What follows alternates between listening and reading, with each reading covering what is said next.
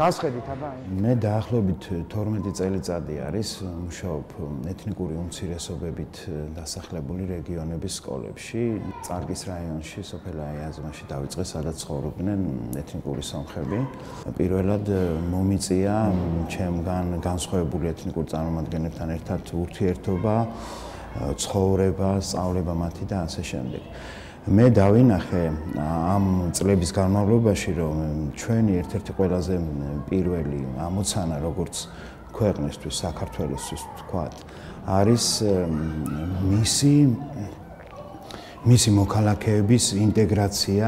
ბავშვები, მადლობა პირველ რიგში რომ მოხვედით.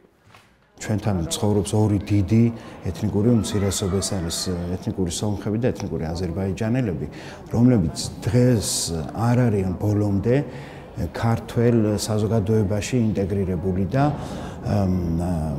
ანუ ამ ხრივ დიდი ნაბიჯებია კიდევ გადასადგმელი. ეს ამოცანა არ არის რთული, შეუძლებელი არ არის, თუმცა გასაკეთებელია.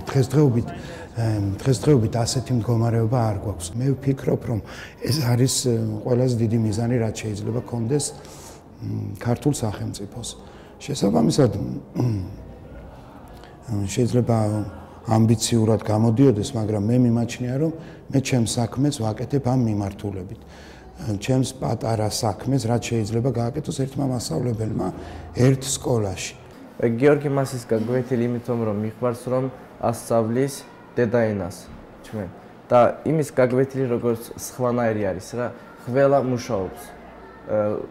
და ქართული ენა იმიტომ, რომ უნდა ვიცოდეთ, რომ საქართველოში ვცხოვრობ და ყოველთვის საჭირო არის. ხანდახან თუ ეს თავისუფალი დრო მაქვს, გითხოვობ ქართულ ლიტერატურას. ახლა დავამთავრე შუშანიკის სწავლება. როდესაც ჩემთვის ვაცნობიერებ ამ მიზანს, როგორც მასწავლებელი ამ შემთხვევაში ისე ვლაპარაკობ, უფრო მიადვილდება მუშაობა, პირდაპირ ვთქვათ.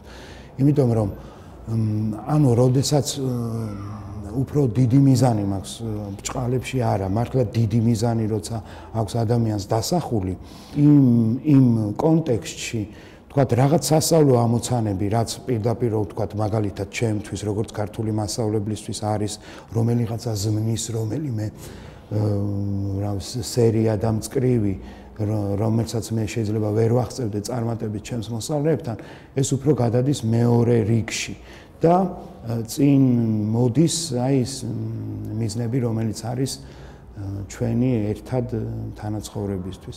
ამ შემთხვევაში, რა თქმა უნდა, ენობრივი ბარიერი არის ერთ-ერთი ხელის შემშლელი. მე მგონია, ამაზე არავინ არ დაობს, რომ სახელმწიფოს მოქალაქე სახელმწიფო ენაზე სრულფასოვნად და დაუბრკოლებლად უნდა კომუნიკირებდეს, ასე ვთქვათ, საუბრობდეს და შეეძლოს ყველა სიკეთის მიღება თუ რამე უკავშირდება ამ ენას.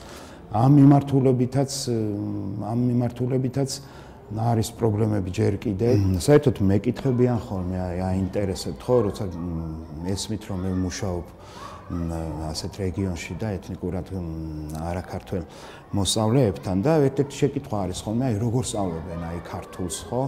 ან სწავლობენ თუ არა საერთოდ და რა мотиваცია არის ამ მიმართულებით. ერთი შეგვიძლია ვთქვათ, რომ мотиваცია რა თქმა უნდა არის და არის გაზრდილი შედარებით, რაც მახსოვს მე ვთქვათ, იგივე გასული წლების თვალსაზრისით.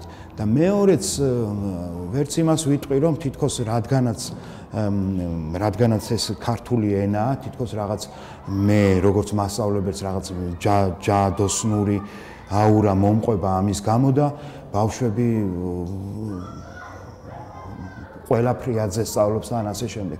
მე ვიტყვი, ბავშვი არის ჩვეულებრივი ბავშვი, რა მნიშვნელობა აქვს, რომელი ეთნიკური უმცირესობის წარმომადგენელი იქნება, ან რა მნიშვნელობა აქვს, შეიძლება უხეშად გამომივიდეს, რა საგანი იქნება.